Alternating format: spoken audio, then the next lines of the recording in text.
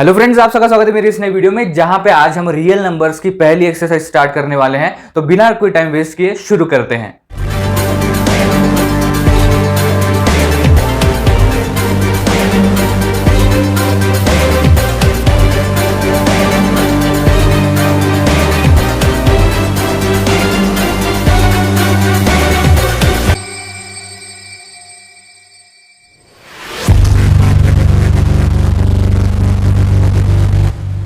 तो जब आप एक्सरसाइज स्टार्ट करेंगे एंड क्वेश्चंस की तरफ देखेंगे तो वो कुछ एग्जांपल्स की तरह सिमिलर लगेंगे, क्योंकि जो एग्जांपल्स है they are the practice for the main questions, right. ताकि आपको एक आइडिया लग जाए कि मेन क्वेश्चंस किस तरीके से होने वाले हैं, हमें किस तरीके से सॉल्व करने हैं। तो हमारे पहले क्वेश्चन की तरफ बढ़ते हैं जो कि बहुत ही इजी है, बेसिक सा है। That is use Euclid's division algorithm to find the HCF of 135 and 225। तो अब इस क्वेश्चन में तीन सब क्वेश्चंस हैं। तो जो पहला वाला है हम एकदम डिटेल में एवरी माइनर डिटेल को कवर करते हुए करेंगे, और उसके बाद जो सेकंड वाला है वो मिनी स्टेटमेंट्स के थ्रू, मतलब कि एकदम छोटे छोटे स्टेटमेंट्स हम लिखेंगे जो कि हमारा पॉइंट कन्विंस भी कर सके, ठीक है। और जो तीसरा वाला सब क्वेश्चन है इसमें हम स्टेटमेंट्स लिखेंगे नहीं, सीधा नंबर्स के थ्रू जाएंगे and then we will proceed for the answer. अब ऐसा क्यों कर रहे हैं वो हम आगे देखेंगे। तो ऑब्वियसली हमारा ए क्या होगा, देखो यहां पे। तो अब इसके आगे हम ऑब्वियसली अगला स्टेप लेंगे, दैट इज, तो अभी हमें यहां पे सीधा सीधा फॉर्मूले में इंप्लीमेंट करना है। तो देखो अब हम यहां पे किस नंबर से मल्टीप्लाई करेंगे, ऑब्वियसली 1 से। 1 से क्यों? क्योंकि 135 एंड 225 में ज्यादा डिफरेंस है नहीं, ठीक है। तो अगर 135 को अगर 1 से ज्यादा नंबर से मल्टीप्लाई करेंगे तो वो 225 को एक्सीड करेगा, ठीक है। तो इसलिए हम यहां पे 1 से मल्टीप्लाई करेंगे। तो अभी यहां पे हमारा अगला वाला स्टेटमेंट क्या होगा,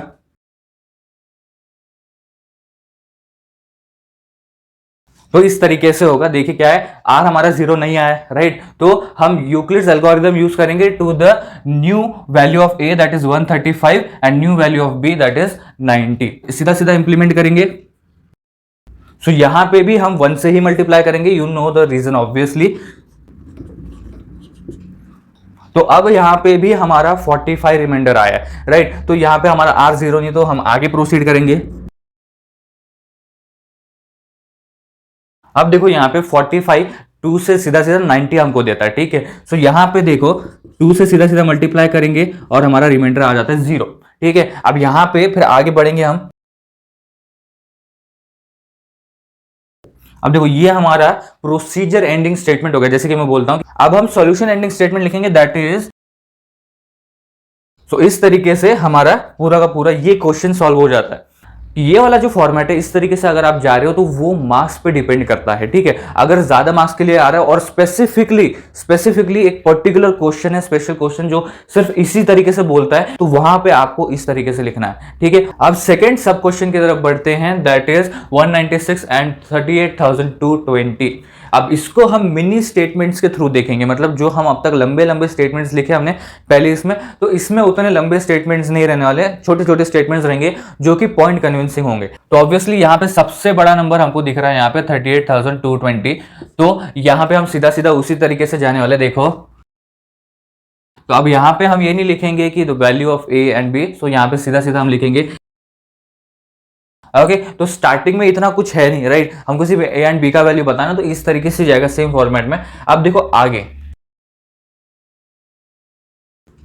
अब देखो यहाँ पे हमने यूजिंग यूक्लिड्स एल्गोरिथम लिखा, तो यहाँ पे हम फॉर्मूला नहीं लिखेंगे अभी कि A is equal to B Q plus R. अब देखिए यहां पे अभी आपको समझने की जरूरत है कि 196 ये 3 डिजिट नंबर है और ये 5 डिजिट नंबर है, ठीक है। अब यहां पे 196 को अगर हम 1 2 3 या 10 से भी करते हैं, सपोज 10 से भी करते हैं, तो 1960 आएगा। तो अभी हमें यहाँ पे बड़े नंबर से ही करना पड़ेगा। तो इसमें जो हमारा बी का वैल्यू है उसके नियरेस्ट नंबर से हम मल्टीप्लाई करके देखते हैं। जैसे कि अभी ये 196 है, तो यहाँ पे हम 190 191 195 ऐसे नियरेस्ट नंबर से हम मल्टीप्लाई करके देखेंगे। तो उसी तरीके से अगर कोई और नंबर भी है जहां पे ए का वैल्यू बहुत बड़ा है एंड बी का वैल्यू बहुत छोटा है, तो जो बी का वैल्यू उसके नियरेस्ट में मल्टीप्लाई करना है, मतलब जो क्यू का वैल्यू होगा वो बी के वैल्यू से नियर में होगा नंबर वाइज, ठीक है। और अगर वो 38,220 के नजदीक है, नियरेस्ट है, और ऐसी वैल्यू देता है जो इसके आसपास आती है, तो फिर आप उसको इंप्लीमेंट कर सकते हो। पर नहीं आती तो फिर आप उससे भी बड़ा नंबर देख सकते हो या उससे छोटा नंबर देख सकते हो, ठीक है। तो अब यहाँ पे हमारा पूरा का पूरा वैल्यू उसी तरीके से जा रहा है, दैट इज 38,220। अब यहाँ पे ये पूरा का पूरा चला गया, तो यहाँ पे हम पूरा का पूरा वैसे इंप्लीमेंट कर देंगे, दैट इज आप देखो यहाँ पे अगर आपका आर का वैल्यू 0 नहीं आता तो स्टेटमेंट कैसा होता है, मिनी स्टेटमेंट कैसा होता है, देखो कुछ इस तरीके से रहता है, कुछ इस तरीके से मिनी स्टेटमेंट होता अगर आपका आर का वैल्यू 0 नहीं होता और आपको अगले स्टेटमेंट पे प्रोसीड करना है। तो अब हमारे यहाँ पे r का वैल्यू 0 आ गया है, तो हम यहाँ पे क्या करेंगे, therefore r is equals to 0।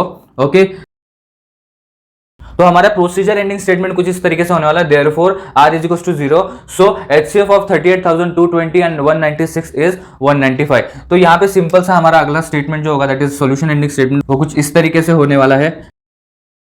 तो इस सॉल्यूशन एंडिंग स्टेटमेंट के साथ हमारा यहाँ पे ही पूरा का पूरा आंसर आ जाता है एंड यहाँ पे हमारा सॉल्यूशन खत्म होता है। तो अब हमारे तीसरे सब क्वेश्चन की तरफ आते हैं, जो कि 867 एंड 255 ये दो नंबर्स देते हैं।